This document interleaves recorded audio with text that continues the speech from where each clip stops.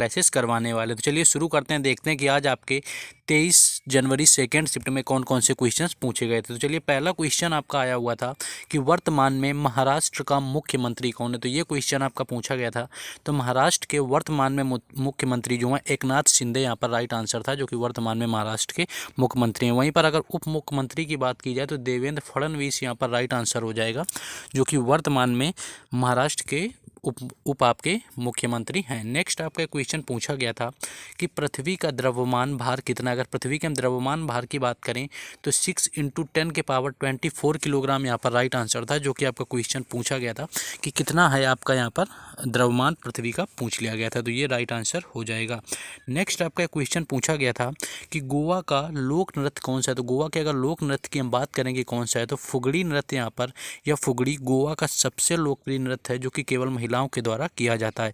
हालांकि ज़्यादातर एक गैर धार्मिक सभी मौसम वाला नृत्य है। यहाँ सभी महत्वपूर्ण सामाजिक और आध्यात्मिक अवसर पर आपका किया जाता है। लेकिन अगर आपका उत्सव से संबंधित पूछा गया था कि निम्न में से गोवा का उत्सव कौन सा है, तो उसमें आपका फुगड़ी नहीं दिया होगा, आपको सिग्मो फेस्टिवल दिया होगा। तो सिग्मो आपका राइट आंसर था। तो आपको ये देखना है कि आपका क्या पूछा गया था।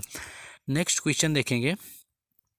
नेक्स्ट आपका क्वेश्चन पूछा गया था कि राज्य की कार्यकारियों का शक्तियों का जो है अनुच्छेद आपका कौन सा है। तो अगर राज्य के कार्यकारी शक्तियों की बात करें तो राज्य की कार्यपालिका शक्ति राज्यपाल में निहित होगी और वह इसका प्रयोग संविधान के अनुसार स्वयं या अपने अधीनस्थ अधिकारियों के द्वारा करेगा। तो राज्यपाल के अधीनस्थ किसी पदाधिकारियों को विधि द्वारा कर्तव्य प्रदान करने के लिए संसद या राज्य के विधानमंडल को निवारित नहीं करेगी। तो अनुच्छेद 155 यानी आर्टिकल 155 यहाँ पर राइट आंसर था, जिसके अनुसार राज्य की कार्यकारी शक्तियां राज्यपाल में निहित होती हैं। नेक्स्ट क्वेश्चन है आपका, लेकिन उससे पहले अभी तक जिन लोगों ने वीडियो को लाइक और चैनल को सब्सक्राइब नहीं किया हुआ है तो उनको वीडियो को लाइक कर लेना है, साथ ही चैनल को जरूर सब्सक्राइब कर लेना है, क्योंकि यहाँ पर आपको हर एग्जाम से रिलेटेड एनालिसिस करवाया जाता है।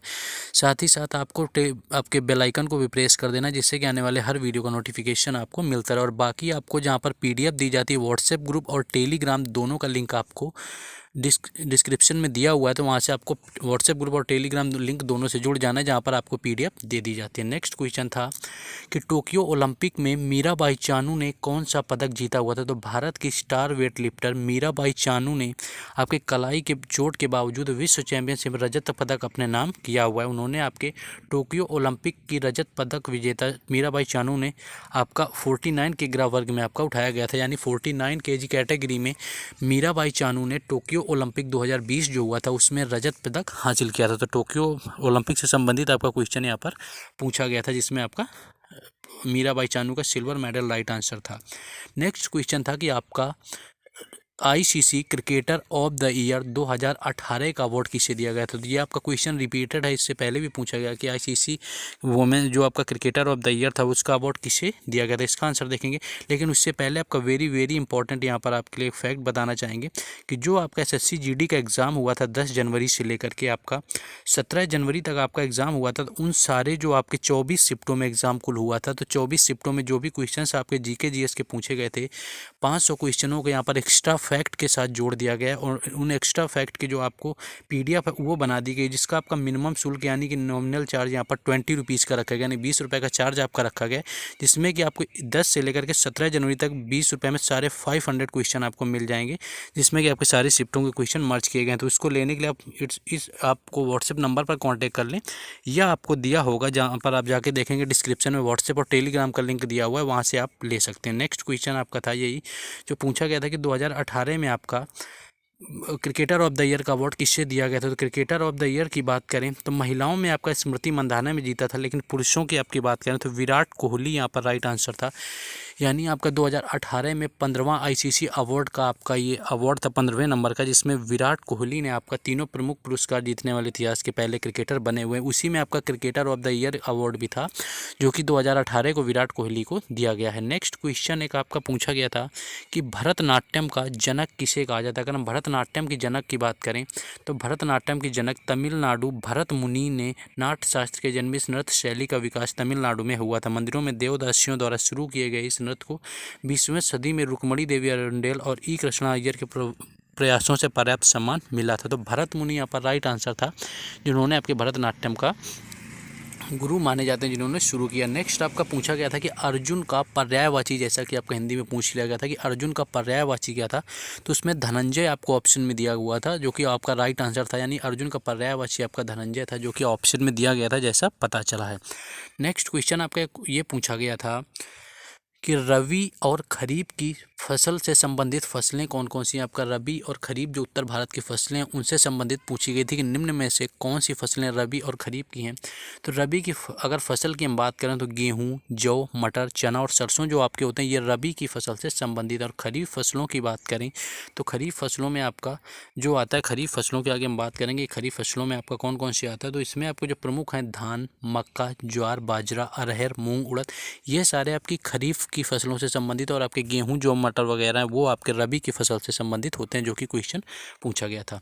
नेक्स्ट आपका जल का पर्यायवाची पूछ लिया गया था कि जल का पर्यायवाची निम्नलिखित में से क्या होगा। तो वारी, पानी, नीर, सलिल, तोय, उदक, अम्बु, जीवन, ये सारे जो आपके ऑप्शन यहाँ पर दिए हुए थे इन्हीं में से कोई एक आपको ऑप्शन दिया होगा जो कि आपका जल का पर्यायवाची राइट आंसर था। नेक्स्ट क्वेश्चन था कि 2011 की जनगणना के अनुसार सबसे कम आबादी किस राज्य की। तो भारत में सबसे कम जनसंख्या वाला राज्य सिक्किम यहाँ पर राइट आंसर था। यानी 2011 की जनगणना के अनुसार सबसे कम जनसंख्या घनत्व की अगर बात करी जाती है तो अरुणाचल प्रदेश आपका राइट आंसर था। यानी जनसंख्या घनत्व में आपका अरुणाचल प्रदेश है, लेकिन सबसे कम आबादी पूछी गई थी जो कि आपके सिक्किम राज्य के। संघ शासित राज्यों की यानी यूटीज की बात करें तो लक्षद्वीप सबसे कम जनसंख्या वाला राज्य। अगर केंद्र शासित प्रदेश पूछे जाते तो आपका लक्षद्वीप राइट आंसर था।